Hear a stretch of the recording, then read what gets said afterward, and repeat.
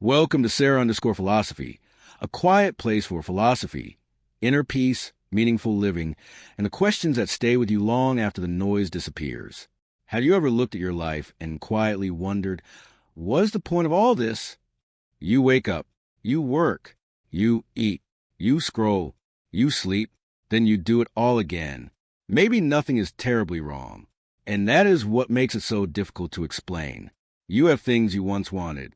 You may even have people who care about you, yet somewhere inside, something feels empty. If you have ever felt this way, there is something important you need to understand. You may not have lost the meaning of life. You may have lost touch with what makes your life feel meaningful. And those are two very different things. One of the biggest mistakes you can make when life feels empty is believing that you need to discover one enormous purpose.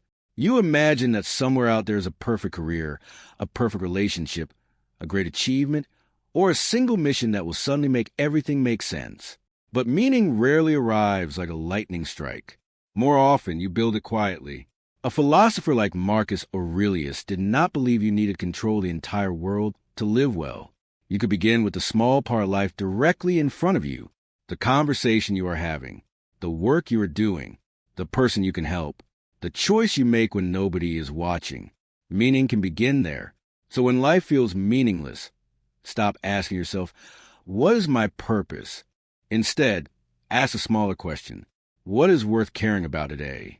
That question is easier to answer. Maybe it is taking care of someone you love. Maybe it is learning something you have always been curious about. Maybe it is creating something. Maybe it is becoming a little wiser, kinder, calmer, or more courageous than you were yesterday. You do not need to solve your entire life today. You only need to find the next meaningful thing. There is another reason life can begin to feel empty.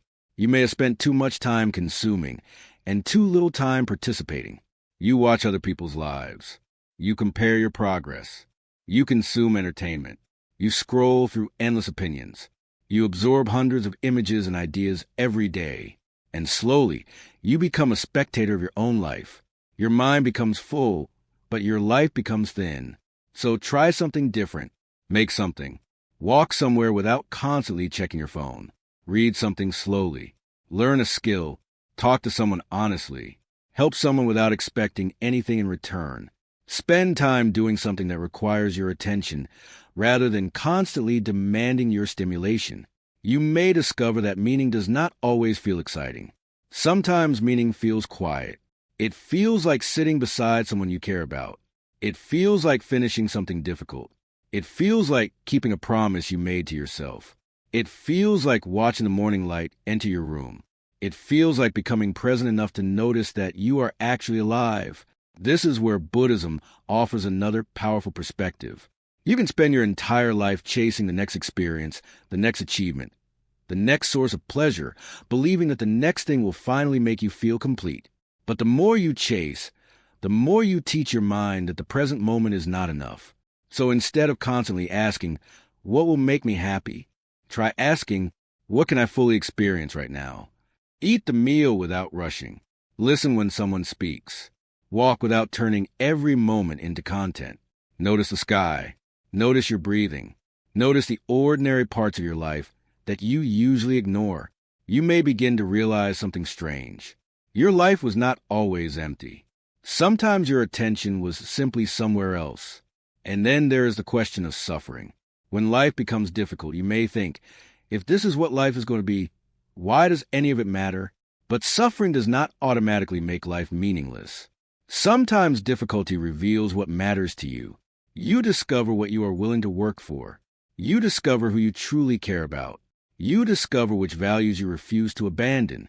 Nietzsche famously explored the relationship between suffering and meaning. The lesson is not that suffering is good. The lesson is that difficulty can become part of a meaningful life when you know what you are moving toward. You do not need a life without problems. You need reasons that make the problems worth facing. And those reasons do not have to be extraordinary. You can find meaning in friendship, in curiosity, in kindness, in creating, in learning, in caring for another person, in becoming someone you respect, in simply being present for the life you have been given. So if everything feels pointless right now, Do not demand that yourself suddenly become passionate about life. Start smaller. Clean your room. Take a walk. Call someone you trust. Finish one small task. Read a few pages. Spend 10 quiet minutes without distraction. Do one thing today that your future self will be grateful you did. Then do another tomorrow. Meaning often grows through repetition.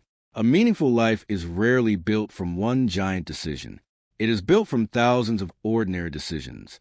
The way you speak, the way you treat people, the things you give your attention to, the promises you keep, the moments you choose presence instead of distraction. And perhaps the most important thing to remember is this: you are allowed to not know. You do not need to have your entire future figured out. You do not need to know exactly who you will become. You do not need a grand philosophy that explains everything.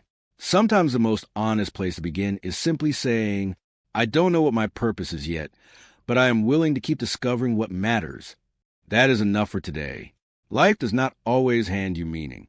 Sometimes you create it. Sometimes you notice it. Sometimes you receive it through another person. And sometimes you find it hiding inside the smallest moments you were too distracted to see. So tonight, before you ask what your life is supposed to become, ask yourself something simpler. What is one thing in my life that is worth caring for? Start there.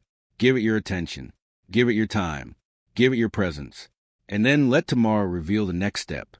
If this video gave you a moment of calm or made you see your life a little differently, subscribe to Sarah_Philosophy and stay with us for more philosophy, quiet reflection, and timeless lessons for living with greater meaning.